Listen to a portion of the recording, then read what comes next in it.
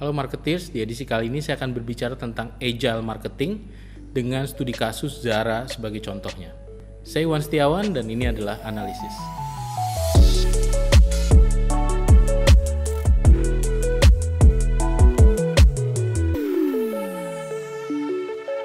Agile marketing adalah satu pendekatan marketing yang sangat populer akhir-akhir ini.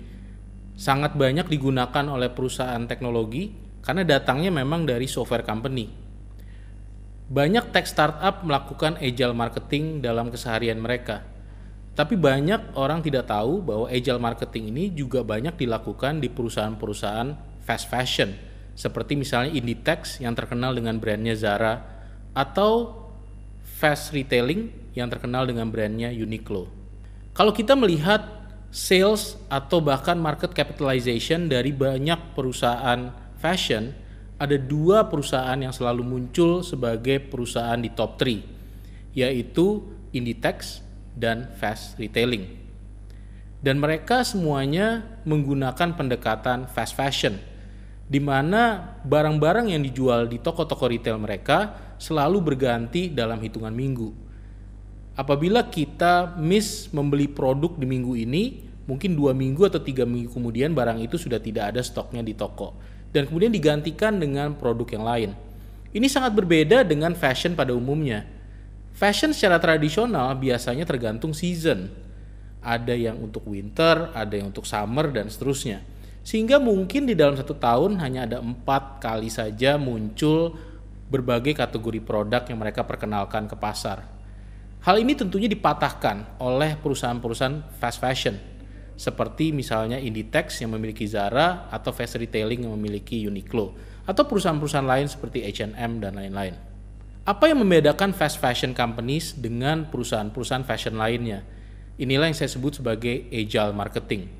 Saya ingin memberikan contoh yang sedikit berbeda. Saya tidak akan mengilustrasikan agile marketing dari sisi perusahaan teknologi, tetapi dari perusahaan fashion. Walaupun sebenarnya berbagai konsep agile marketing yang diadopsi oleh perusahaan fashion itu datangnya dari software company atau perusahaan teknologi. Mari kita bahas satu persatu keunikan dari model Zara mengelola operation mereka. Biasanya Zara menciptakan 10.000 desain setiap tahunnya, dan cycle-nya biasanya antara 2-3 minggu. Ini yang membuat bahwa produk-produk yang biasa kita jumpai di toko-toko retail mereka bisa berganti dengan cepat. Karena desainer mereka memang sangat produktif, dan supply chain yang mereka bangun memang betul-betul mumpuni untuk bisa mendeliver produk tadi dari manufacturing facility mereka sampai ke toko-toko retail dalam waktu yang sangat cepat. Apa saja yang dilakukan oleh Zara? Mereka pertama memonitor tren apa saja yang digunakan oleh para selebriti, apa yang digunakan oleh David Beckham, apa yang digunakan oleh Kanye West, dan seterusnya. Dan mereka juga melihat apa yang terjadi di fashion show di seluruh dunia. Kemudian mereka merangkum berbagai tren fashion tadi, dan kemudian tren fashion tersebut disampaikan kepada para desainer secara continuous dan secara rutin. Selain itu, mereka juga menganalisa penjualan berbagai SKU mereka atau berbagai produk mereka di setiap retail outlet. Mereka melihat produk mana yang laku dan produk mana yang tidak terlalu laku. Sehingga produk yang tidak terlalu laku tidak akan diciptakan lagi di cycle berikutnya. Sedangkan produk yang sangat laku, mereka akan terus kembangkan berbagai varian dari produk tadi. Dan semua ini dilakukan dengan real-time analytics yang dipantau dari headquarter mereka di Spanyol. Berbagai trend fashion dan juga analisa data-data penjualan yang terjadi di retail outlet akan diteruskan kepada berbagai pihak di Zara.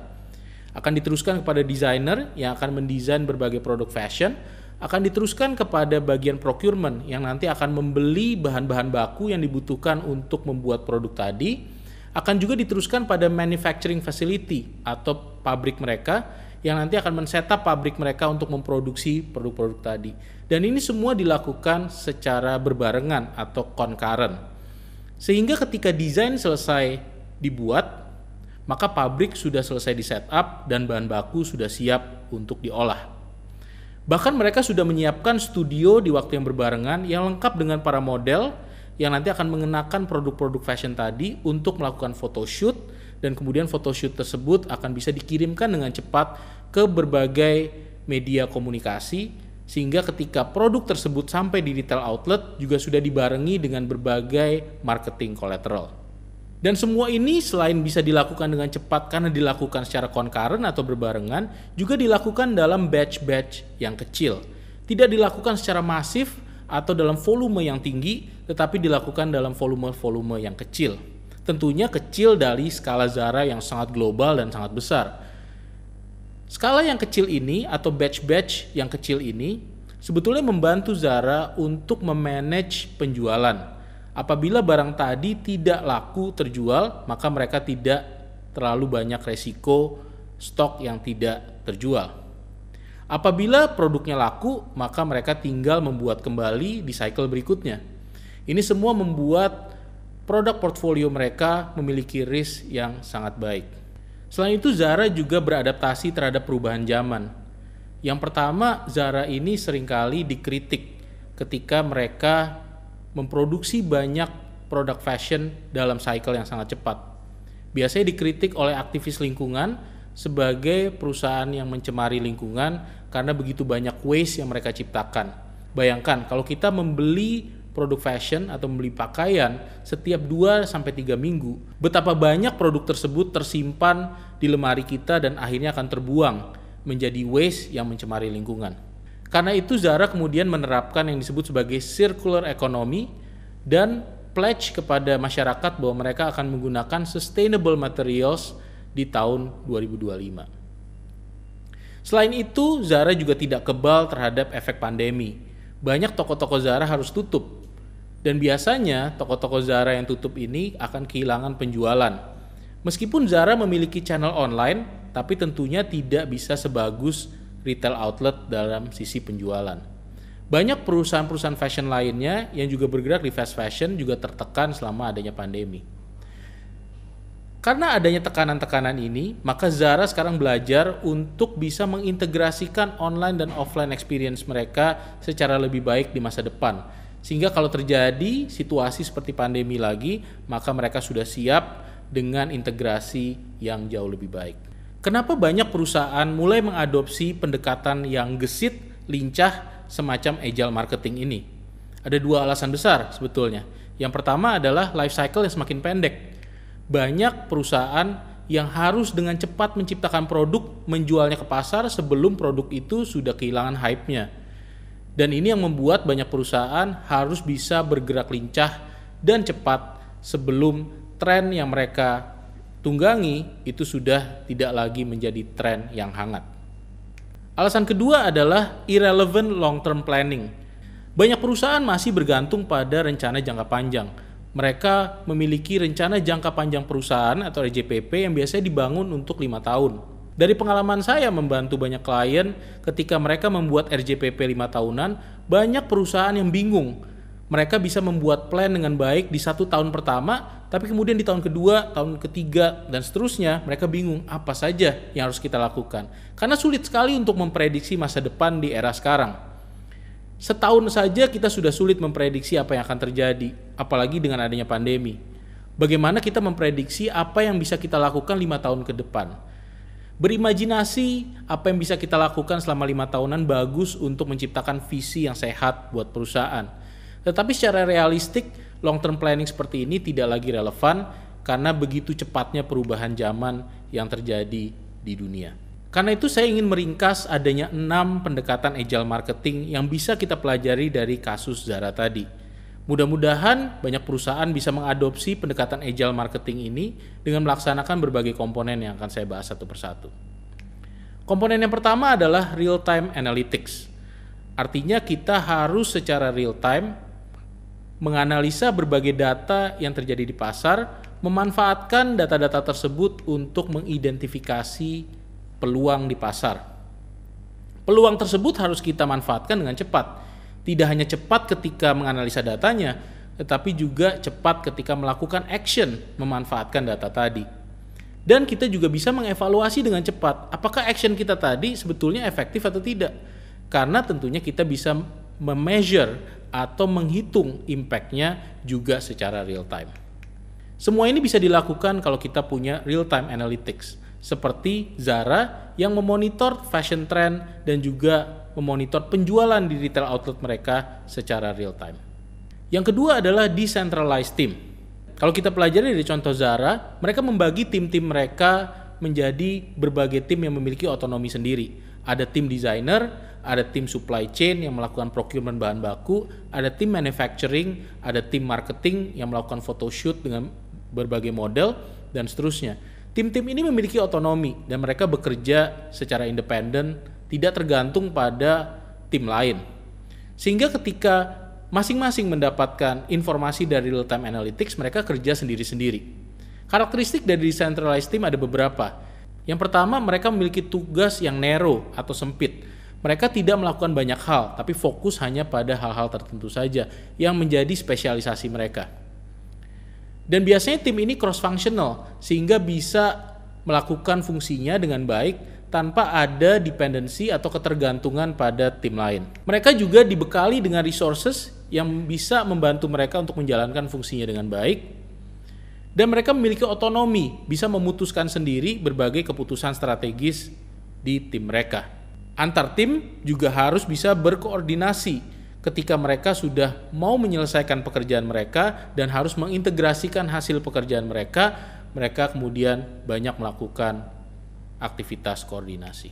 Tentunya dengan banyaknya decentralized team ini, manajemen sendiri harus memiliki kekuatan untuk bisa mengontrol berbagai tim dengan baik. Kalau tidak, akan terjadi chaos atau kekacauan, karena tim ini punya otonomi sendiri. Kalau manajemen tim tidak memiliki strong coordination power, maka mereka akan kesulitan untuk mengatur berbagai tim yang terdesentralisasi ini.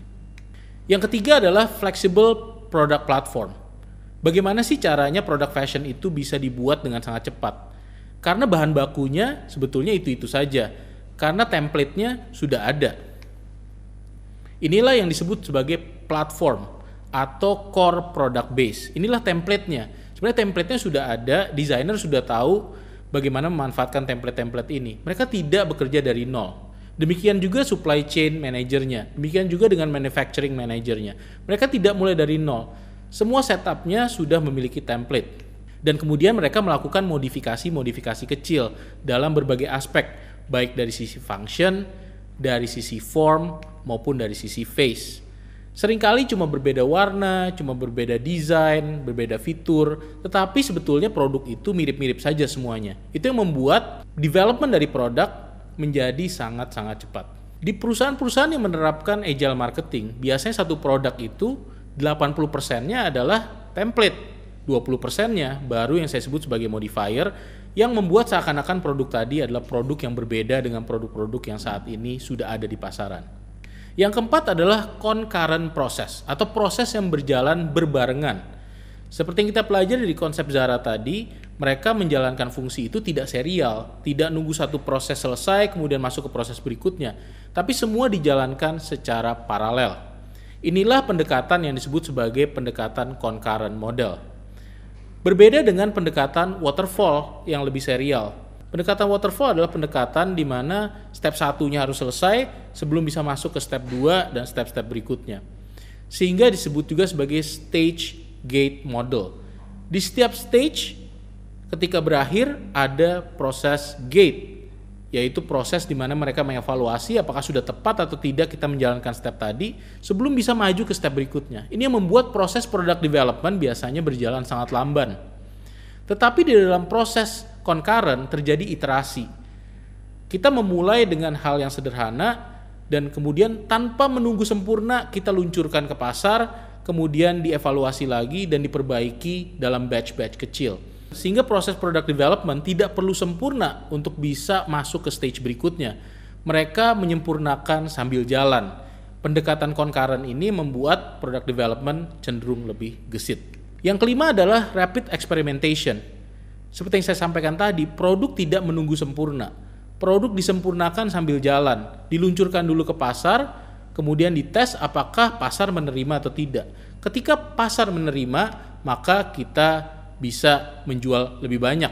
Apabila pasar tidak menerima dan ada feedback, maka kita tinggal menyempurnakan. Pendekatan ini dimulai dengan yang namanya MVP atau Minimum Viable Product. Produk ini tidak perlu sempurna, tapi sudah memenuhi fitur-fitur dasar yang dibutuhkan oleh pasar. Dan seperti dari kasus Zara tadi, kita buatnya dalam small batches atau volumenya tidak perlu besar, sehingga kalau ternyata keliru dan kita perlu memperbaiki, kita tinggal menciptakan ulang. Tidak akan memiliki inventory tidak terjual yang memiliki resiko besar. Apapun hasilnya, berhasil atau tidak, kita dapat pelajaran. Dari pelajaran itu, kita bisa semakin menyempurnakan produk kita di cycle-cycle iterasi berikutnya. Terakhir adalah open innovation. Ide inovasi itu tidak perlu datangnya hanya dari internal saja. Kita bisa mendapatkan inspirasi dari luar. Inilah yang terjadi di Zara. Inspirasi mereka tidak datang dari desainer mengurung diri di ruangan, kemudian berpikir sendiri bagaimana desain yang terbaik untuk pasar. Tetapi mereka mencari ide dari luar. Mereka mengamati berbagai tren fashion yang memang sudah terjadi dan kemudian mengolah kembali tren fashion itu. Banyak yang menuduh Zara sebagai perusahaan yang copycat. Tetapi banyak juga yang mengagumi bagaimana mereka dengan cepat memanfaatkan open innovation atau inovasi yang datangnya tidak hanya dari internal tapi juga dari eksternal. Saya cenderung adalah orang yang mengagumi bagaimana Zara melakukan open innovation. Kita memodifikasi produk yang sudah existing di market juga tidak mudah sebetulnya. Dan itu tidak murni copycat, tetapi sesuatu yang memang memiliki proses ideation sendiri, merupakan salah satu pendekatan inovasi yang juga sah-sah saja untuk dilakukan oleh banyak perusahaan. Kalau Anda ingin sukses berinovasi di era yang sangat cepat seperti sekarang, tidak ada pilihan lain, Anda harus melakukan open innovation dan mencari ide dari mana-mana. Itulah 6 elemen dari agile marketing yang bisa Anda terapkan berkaca dari kasus Zara. Semoga bermanfaat, sampai jumpa di episode berikutnya. Apabila Anda belajar banyak dari analisis, tolong subscribe, like, dan share konten yang kami create ini. Dan apabila ada pertanyaan yang ingin saya bahas di analisis, silakan tanyakan di kolom komentar.